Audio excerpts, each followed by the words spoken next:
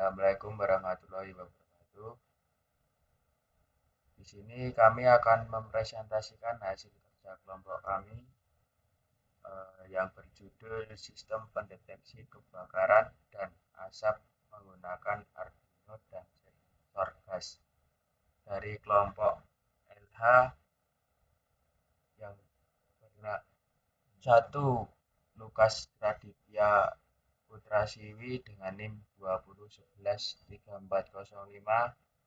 dan yang kedua Hermawan Wahyu Aji Wisnu Saputro dengan NIM 20113383.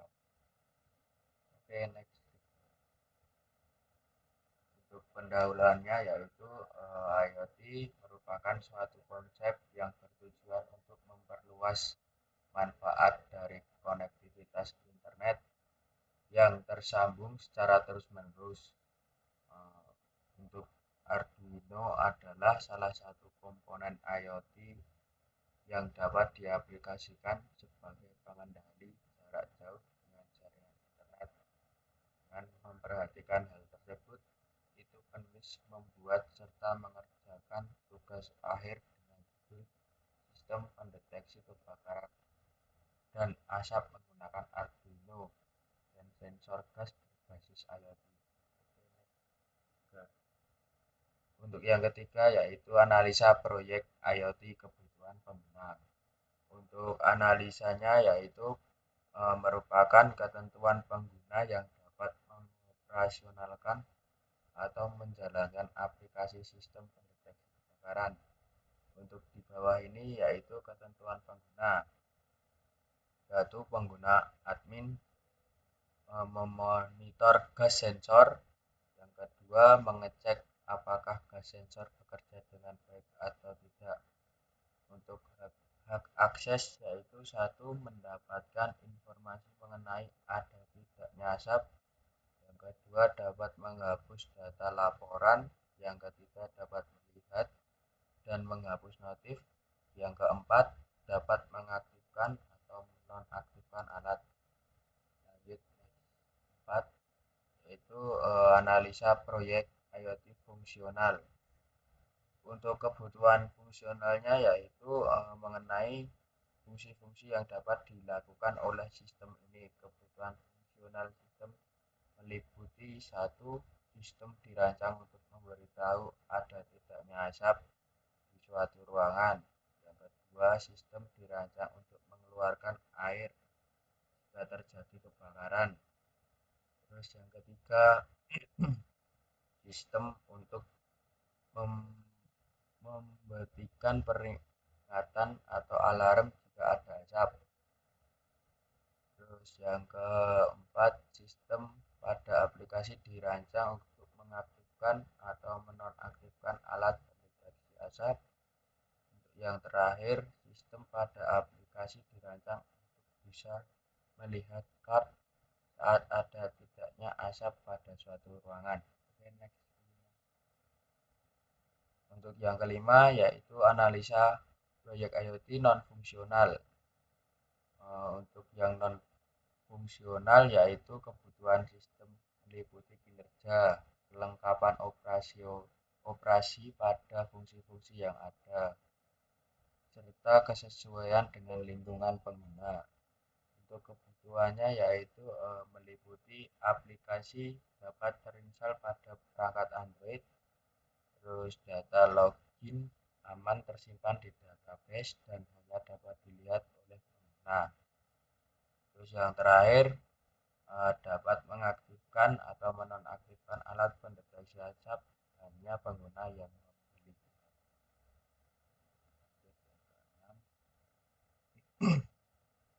Yang keenam yaitu analisa kebutuhan service IoT HTTP atau MQTT, yaitu dalam menganalisa kebutuhan sistem pendeteksi kebakaran dan asap menggunakan IoT melalui HTTP.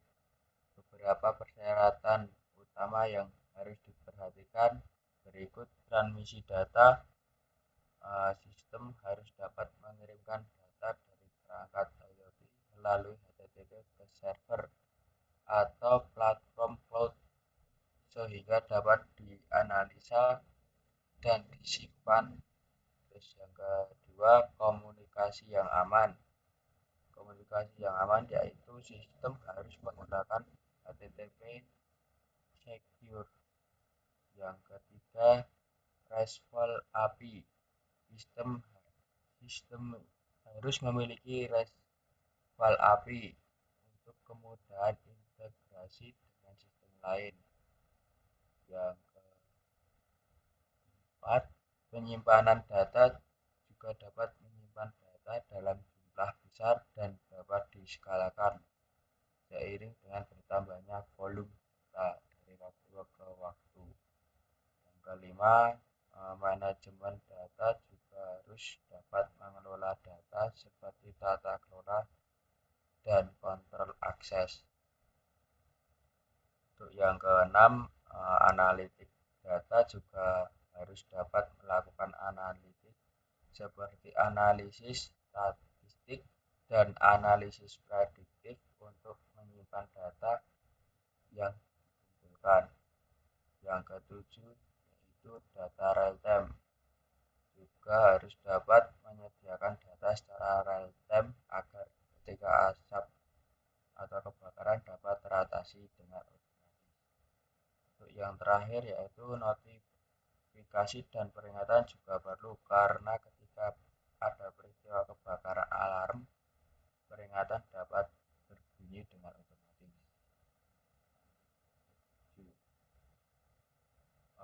Yang ketujuh yaitu gambaran server IoT node sensor.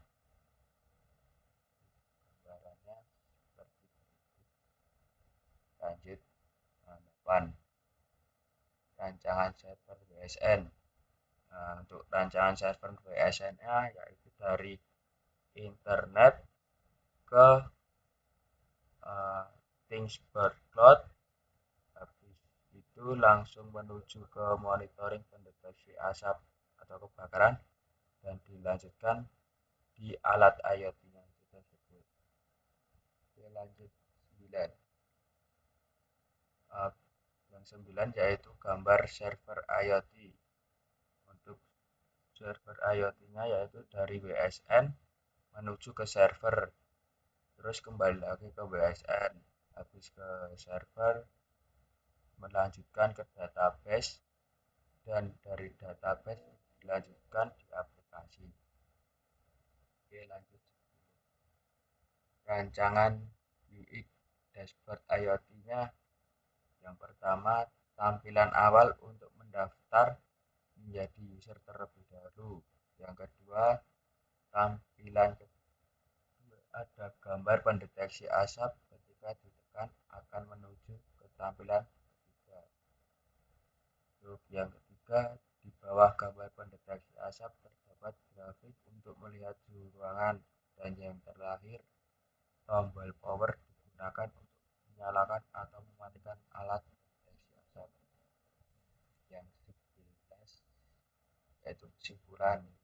Kesimpulannya yaitu alat pendeteksi asap atau kebakaran akan ditempatkan di langit-langit rumah ketika sensor diaktifkan dan mendeteksi adanya asap di area yang dideteksi, maka sensor akan membunyikan buzzer dan memberikan notif pada smartphone. Untuk demonya akan dilanjutkan sama Mas Lukas.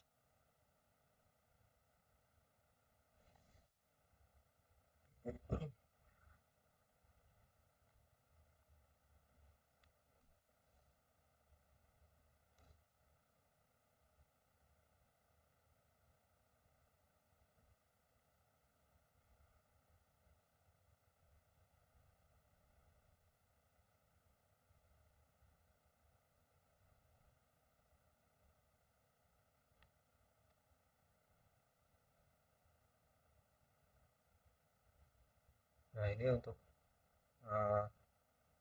tampilan dari alat pendeteksi kebakaran. Ya. Di sini ada LCD untuk mengetahui keadaan di ruangan tersebut. Nah, untuk yang kedua ada temperatur sensor, dan juga fotoresistor. Nah, ini gunanya untuk jadi ada detektor api juga, tidak hanya asap. Nah, sebagai output saya menambahkan pompa otomatis. Nah, lalu ada jendela otomatis dan juga lampu LED. Terus saya akan menjelaskan untuk komponen-komponennya. Pertama ada resistor. Nah, ini digunakan untuk mengontrol arus. Resistor diperlukan untuk mencegah konsleting. Resistor berfungsi untuk menghilangkan daya dalam bentuk panas. Pada dasarnya, fungsi resistor selalu untuk melawan aliran arus yang melaluinya, singkatnya, yang berfungsi sebagai pengatur jumlah arus yang mengalir dalam satu rangkaian. Yang selanjutnya ada breadboard. Breadboard berfungsi sebagai konduktor listrik atau tempat melekatnya kabel. Selanjutnya ada gas sensor sebagai alat untuk menentukan konsentrasi dari gas yang akan diambil sebagai input. Untuk yang selanjutnya ada Arduino Uno R3 sebagai arena prototyping sirkuit microcontroller. Nah, untuk yang selanjutnya ada buzzer. Ada buzzer yang berfungsi sebagai alarm. Lalu selanjutnya ada push button. Push button digunakan untuk on atau off dari suatu rangkaian listrik yang khususnya pada bagian pengontrolan. Dan selanjutnya ada sensor temperatur yang berfungsi sebagai mengambil masukan nilai-nilai temperatur sensor nilai temperatur agar dijadikan kontrol flow dan coding yang telah dibuat.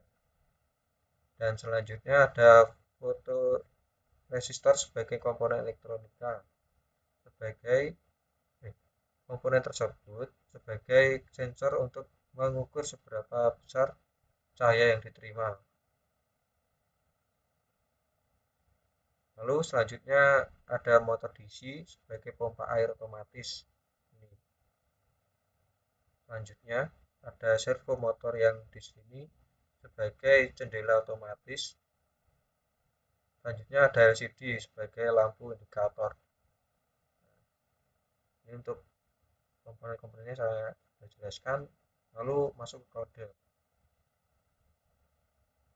Nah, di kode saya menggunakan include liquid crystal, lalu servo dan sensor light pin di digital pin A2. Untuk servo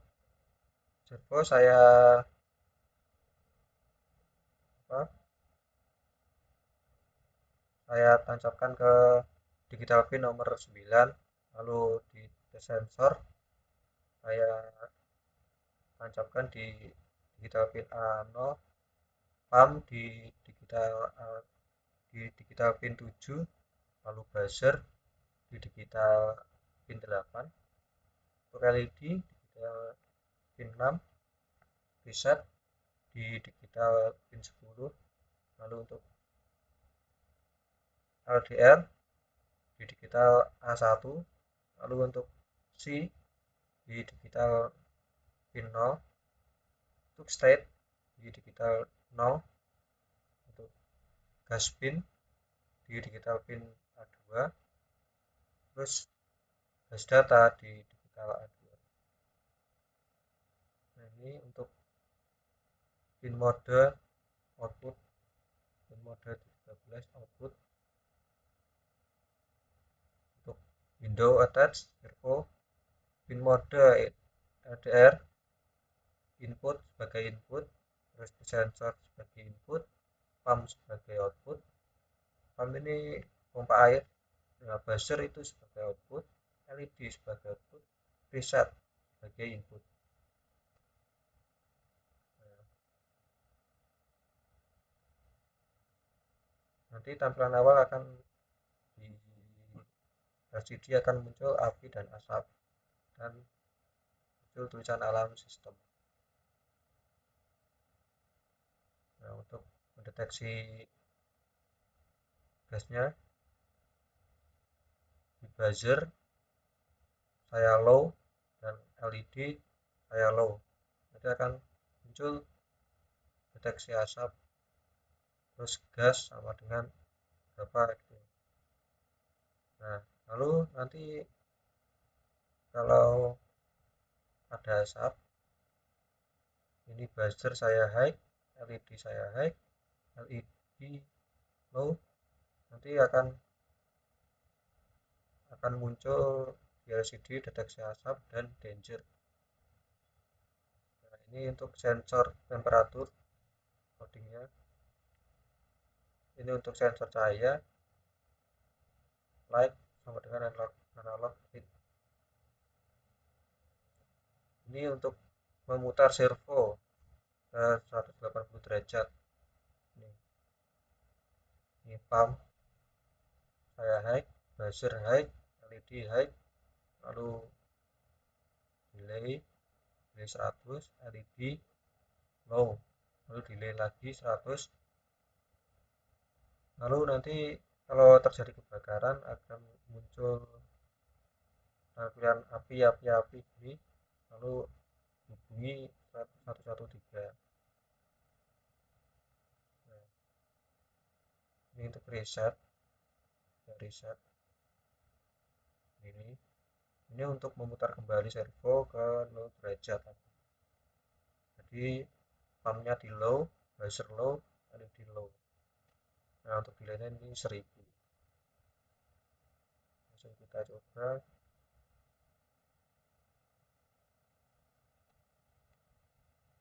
Nah, jika ada asap, nah ini LED LCD ini akan muncul deteksi asap, gasnya itu 85. Nah, ketika ada asap doang, ini pompa air dan alarm dan lampu indikator ini tidak akan aktif dan jendela ini juga tidak akan aktif. Jika temperatur dan cahayanya kita fullkan, nah ini terjadi kebakaran, ini akan di LCD akan muncul api-api, ini 113.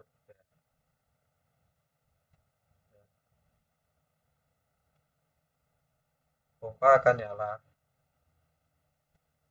pompa air akan nyala, lalu alarm akan nyala, lampu indikator juga nyala. Nah, ini jendela otomatis akan nyala juga.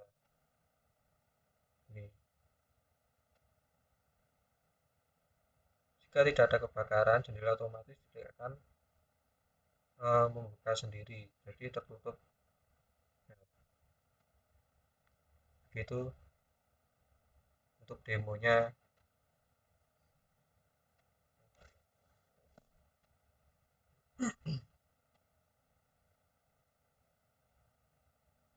Oke, sekian presentasi dari kelompok kami, kurang lebihnya maaf. Assalamualaikum.